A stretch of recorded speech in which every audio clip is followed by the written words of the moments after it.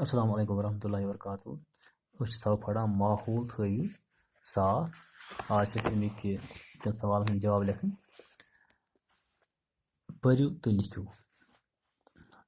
फसल ोट ेठ polythene plastic ओंद पोक पढ़ तो पे लिखन कन लिखो फसल इत लिखुन फसल लिखो ोट लिखो ोट लिखो ेठ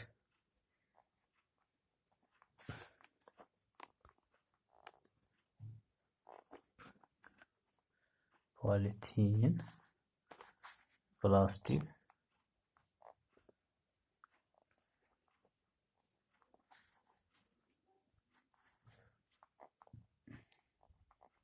ओंद पोक इत लिखन लिख फसल ोट ेठ पॉलीथीन प्लास्टिक ओंद पोक दुयम सवाल कुदरती माहौल कुस कुस दुश्मन डबो मन चरियो जवाब तो लिखियो कापी पे साफ इन मज वो कि कुदरती माहौल खतर कुस दुश्मन साफ हवा यह हे दुश्मन की यह माहौल खतर जरूरी वन गई जंगल अम दुश्मन माहौल खतर की दरियाव अम दुश्मन की प्लास्टिक लिखो प्लास्टिक यह दुश्मन सान माहौल खतर यानी प्लास्टिक अत जमीन पे पेवान अम सह जमीन यह बंजर बनान तो रूद यह माहौल खतर खतर की माहौल दुश्मन की शीन माहौल दुश्मन की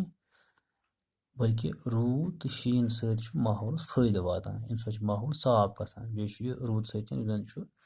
आब सरसी वातान बे जमीन सत सैराब गसान तो शीन हेकान फायदे वातान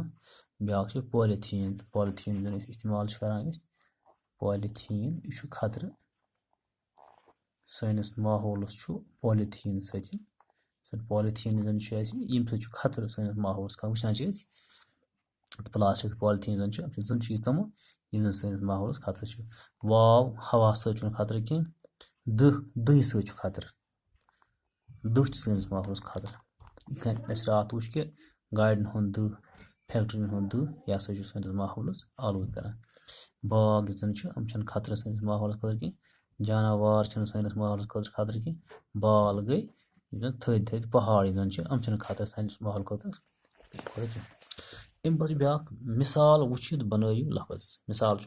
ना साफ ना साफ ना साफ न लिखो ना साफ लिखो ना साफ ये ब्या नाकार लिखो नाकार इत लिखुन ब्या नाशाद दोन अलिफ ना शीन अलिफ दाल वो नाशाद पे ब्या माहौल क्या गो गुक सवाल माहौल गो ओंद पोक अच्छा माहौल ब्या दुयम सवाल हवा कम सत नासाफ गसान हवा कारखानन तो गाड़ियन हंद दह सत नासाफ गसान तो सवाल नंबर 3 कुस चीज जमीनस मज होचान तो गलान पॉलीथीन तो प्लास्टिक चीज जमीनस मज होचान तो गलान चौरम सवाल जानवरन हुंद क्या फायदे फायदे क्या फायदे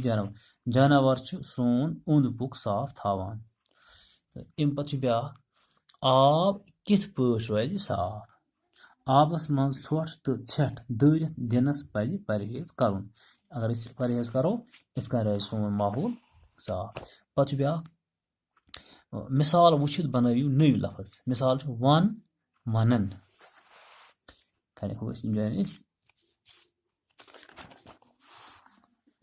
वन वन अत नून सत यह बनो वनन वाव नून नून वनन कन टीफ तो नून अत नून त्रोमो सत यह बनो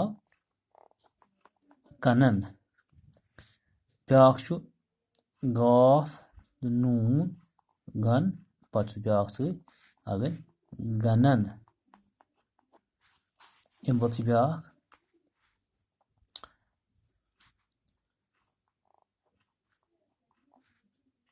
دن دنن بیٛاکھ چھُ پن اَتھ چھُ ترٛوومُت نوٗن سۭتۍ یہِ بنیٛاو